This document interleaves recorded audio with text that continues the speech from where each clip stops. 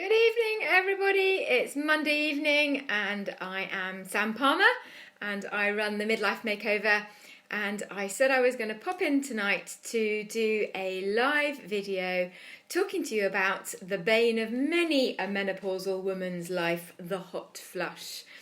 So I have popped in once again. There's the plant behind my head. Look, it always looks like I've got something growing out the top of my head, and I have tried to position myself so that the plant isn't growing behind my head, but sometimes it just doesn't work. So I'm not intending to be here for hours and hours and hours giving you a deep rundown of everything that I know about hot flushes, but what I wanted to do was drop in and give you good evening, Cal. You can see the plant's not behind my head, Cal. I wanted to give you a rundown, a little bit about hot flushes, what they are, why they occur, and give you some simple take home tips that you can use to help you cope with them. For many women, hot flushes are an embarrassing thing that happens to them within their working life, and they would do anything to be able to avoid that happening as part of their day-to-day life. So here I go. Hot flushes.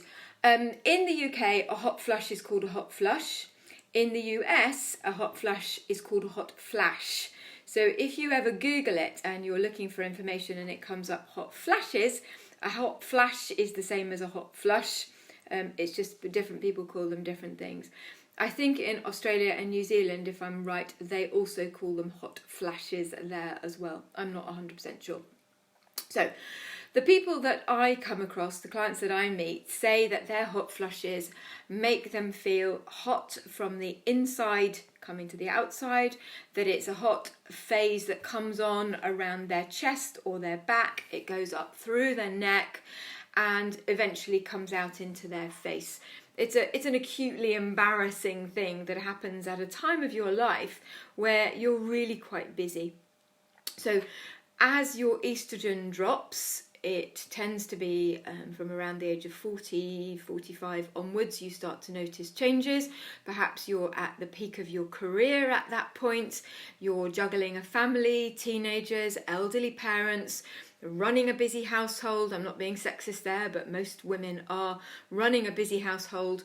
And at that point, you're then potentially floored by these really irritating 4, 5, 6 times a day flushes that come upon you, and then again at night too. A lot of the people I see, because I see them in a fitness environment, say that the hot flushes that they've noticed aren't as apparent during the daytime. And we don't know if that's because often they're out in the fresh air, they're out in fitness kit, so therefore their hot flushes are less apparent. Or is it because they're doing more exercise and movement, which is one of the things that you can use to help prevent these hot flushes? Or is it just that they only notice them in the evening because they're more controlling their stress during the day? So it's an interesting little thing that I notice. So they can either occur during the day, which in a work situation can be acutely embarrassing, or they can happen at night, which tends to stop people sleeping properly. You wake up in the middle of the night. If you don't sleep very well, that causes a lot of stress. If you cause a lot of stress, you tend to make the wrong food choices, and it becomes a bit of a vicious cycle. 75% of women during their peri to menopausal years will end up having hot flushes on a fairly regular basis. Those women who choose to go on to hormone replacement therapy, HRT, of some description, their hot flushes may either completely disappear or substantially reduce. And when they do decide to come off HRT, they often come back.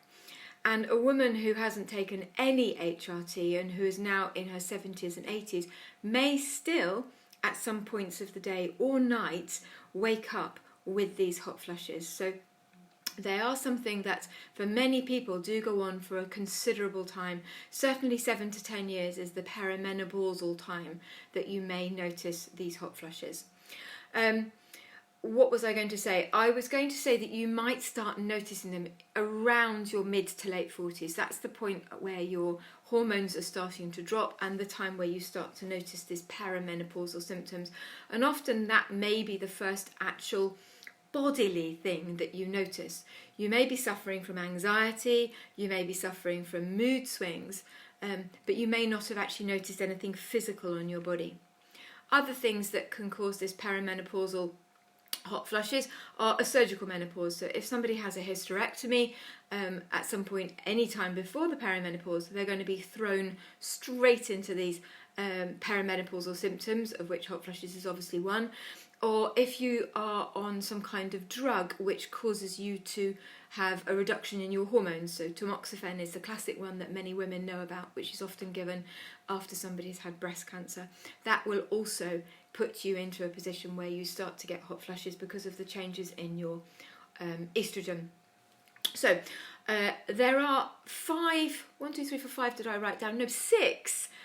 fairly well-known classic reasons for people to have these hot flushes, and I'm going to go through those 6 and then look at numbers 1 and 2 in a little bit more detail. So I've already mentioned a decline in estrogen, a fluctuation in your hormone levels. It's not as simple actually as to say your hormone levels go down, because they actually go up and down and they become unbalanced. So let's say unbalanced hormones. Number 2, stress. There's a big link between stress and hot flushes. Number 3, there's the east versus west of where you live in the world factor, which is an interesting thing to talk about. There's socioeconomic factors. There is the potential that it's thyroid dysfunction masquerading as hormone dysfunction. And then finally, there's your perception of the menopause. So there's 6 things. Number 1 and number 2, imbalance of hormones and stress, I'm going to come back to. So east versus west, let me just explain that a little bit more. Women in China, Japan, and those other cultures, Eastern cultures, have a higher level of phytoestrogens in their diet. So by phytoestrogens, I mean products that have got plant-based soya. And there is some thought that if you eat a high phytoestrogen, soya, level in your diet, that can replace some of the declining estrogens. So women in China don't report hot flushes. They do have other symptoms, but they don't report that. So that's an interesting one. There was a massive piece of work that says that people who understand what's going on in the menopause or the perimenopause report far less symptoms. That's interesting, isn't it? A big scientific study. So the more you understand and the more you're able to read and listen to experts talking about the menopause, the less symptoms you're going to suffer. Interesting. The third one I mentioned was socioeconomic factors. So there's a big link between how much you eat, how well you sleep, how much stress you don't have in your life, and I'm coming back to stress as a main topic, but people who perhaps make poor food choices because they don't have the money to eat a wide variety of vegetables, people who do shift work and so therefore their circadian rhythms are all up the creek, those people are reported to suffer from higher levels of hot flushes than perhaps people who are not confined by those problems. And as I mentioned, thyroid dysfunction. There is a theory that sometimes hot flushes are not to do with their sex hormones, estrogen and progesterone. They're actually thyroid masquerading as. But let me just come back now to the declining estrogen and the stress levels. So declining estrogen, that affects your body's ability to regulate temperature. So a normal body temperature is around 37 degrees to 37.8. During the perimenopause and the menopause, if your body is exposed to a range of temperatures that it perceives to be outside the norm, it will try and re-regulate your temperature very quickly by making you really, really hot and causing you to sweat, or it'll make you shiver uncontrollably. It's far more likely that it'll make you try and sweat to cool you down, but some women do actually report shivering as well. So a change in your hormones, them not being balanced properly, causes this hot sweatiness. Where does that happen? Around your neck. People say they have to go and put their ponytail up because their hair's so hot. Around in the front of your chest. It can be really embarrassing in a work situation, particularly if you're customer facing, to be having a conversation with somebody and suddenly your face starts dripping with sweat. So if you could get on top of those symptoms, particularly, as I say, if you're in a customer facing job, that would really give you a hot flush freedom, wouldn't it? So combine what I've just told you about your thermoregulator and you're in a customer facing job, and now add in stress. It's well known that people who live in a very stressful world, and we all do, have also a greater imbalance of their hormones, because stress affects your ability to keep those hormones in balance. So people who live a stressful life, and I don't mean kind of stress as in you're constantly worried about your granny, I mean stress as in I can't find the Tupperware lid, or I haven't written that thank you letter, or I've really got to send that email telling somebody something that I don't want to tell them. Those sort of niggly in the back of your mind stresses are also well known to have an effect, hi Natalie, on your hot flush problems. So if you could find a way, Natalie, I've just gone through umpteen little bits and pieces about our hot flushes and why they occur. So hopefully you'll catch it on catch up so that you can see what I've got to so far. So if you can find ways of reducing your stress, your hormones stay more in balance, and that will affect your thermoregulation, and that will reduce your chances of having hot flushes during the daytime. I do need to say that we all need to have a stress response. It's your stress hormones that actually wake you up in the morning and make you go, wow, I'm awake. And if you haven't got, you'll catch up, Natalie, if you haven't got those stress hormones, we would never wake up in the morning. So we need that, but we just need to find ways of coping with that stress in order to keep these hot flushes at bay. So what do you need to do? Well, you need to know what your triggers are for you. Is there something that you can correlate your hot flushes to? It could be alcohol, it could be smoking, it could be knowing that you're in a stressful situation. Interestingly, and I think this is quite interesting for us women, there is a correlation between ruminating thinking stress as much as having to deal with a stressful event. So having an ongoing argument with somebody and you've just gone over and over and over it. That's quite interesting because you wouldn't necessarily think that that was a stressful event, but your brain still responds to it as a stressful event. So ruminating stressful events. An overheated and unaired, what's the word? Not having the windows open in your bedroom or in rooms.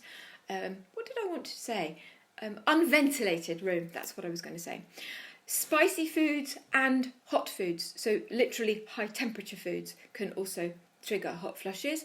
Alcohol, hot spicy foods. Worrying about your hot flushes can trigger more hot flushes. It's frustrating, isn't it? As I said to you, there was a piece of research that said that people who understand what's going on in their body have less symptoms. So if you can get on top of why I do these things, if I can explain to you what's happening, you'll think, fine, I've got on top of it. I just now need to put my self-care things into place so I can deal with it. Hi Emma, good evening. You've also come in just towards the end because I don't want to bore everybody on a Monday evening, so hopefully you can do the rest on catch up. So my 3 things that I wanted to tell you, specific 3 things, and bear with me here because you're going to think a couple of them are really a bit woo-woo. So I've told you that being able to reduce your stress has a positive effect on reducing these hot flushes. Now, you can't go away to a spa every day. You can't go away to a spa every week or every month. You can't keep going on holiday. And many people don't have time to meditate for an hour a day. It's just not something that we are able to factor into our lives. But unless you make some changes to bring some care into your life, you're not actually getting to the root of these hot flush problems. So here's what I'm going to suggest you try and do 2 or 3 times a day. Find yourself some silence, particularly if you can outside, which is a really good thing. And sitting there, trust me on this, breathe in for 4 counts and breathe out for 4 counts. Do it 3 or 4 times. There's a chemical effect that brings on. So it's nothing to do with you trying to bring in more oxygen particularly. There's a chemical reaction in your brain which cascades down to, through your body, and has an effect on your hormones. Breathe in and out. In for 4, out for 4. Do it 2 or 3 times. Do it every day. So that's number 1. Number 2 is write down on a piece of paper every time you have a hot flush. What have I just eaten? What was I thinking about? Am I stressed about something particularly? Have I been in a hot room? Am I wearing hot clothes? Am I wearing not cotton night clothes? See if you can find a trigger, a stimulus for your hot flushes, so you can start to narrow down, okay, when I have an Indian curry, I have a hot flush. When I have a Thai curry, I don't. I'm not saying that there's one of those that is a particular problem, but is there a particular trigger? Alcohol, girls, I know you're going to hate me for saying this, but alcohol is unfortunately a big trigger of hot flushes. Now, having said that, one of my colleagues went away to, I think it was Malaga last weekend. She's not watching this, but she won't mind me saying, and she really struggles with hot flushes, and she told me that while she was away for the weekend, no hot flushes at all. And yet she was drinking quite a lot of alcohol, but she was really chilled, she was really relaxed, so that she managed to counter-effect the problems with the alcohol with reducing her stress levels. So that was a really good thing for her. And third thing is looking at food as medicine. So it's quite well known that many of us are vitamin D deficient. If you can get yourself into a well-known health food shop, and not one that's on every high street, but a proper health food shop, and get yourself some vitamin D, and start taking it from now on, all the way through the winter, that can only be a good thing. If you can start bringing some fish, oily fish, into your diet, whether it's salmon, sardines, mackerel, it doesn't matter, and if you can't bear the taste of it, eating fish, having fish supplements, that's another really good thing you can bring into your diet. And finally, magnesium. You can take magnesium drops, you can use magnesium cream, you can put your feet into an Epsom salt bath, you can plunge your chilly or hot body into an Epsom salt bath. But Epsom salts contain magnesium, and they are also well known to help. There's my 3 top tips. Breathing in and out for 4. Keep a note of what the triggers are for your hot flushes and see what you can avoid. And then start to think nutritionally about what you're eating and see if you can reverse some of those effects. Now, I will just say, HRT will, in most cases, stop hot flushes. And when you come off HRT, if that's what you want to do, in most cases, those hot flushes have either completely subsided or very, very close to subsiding. My role here is not to tell everybody to go on to HRT, but my role is very definitely to dispel the myths about HRT and tell you how safe for many people it is, but it's a personal choice. So there is certainly an awful lot you can do without going anywhere near any kind of hormone replacement, identical, bioidentical, or not identical at all. So here we go, hot flushes in a small nutshell. I hope you have a nice evening. I'll be back next week with another live covering another topic and hopefully lifting the lid on the myths of these menopause symptoms to empower you to make changes that are sustainable, science-based, and they work. Bye-bye.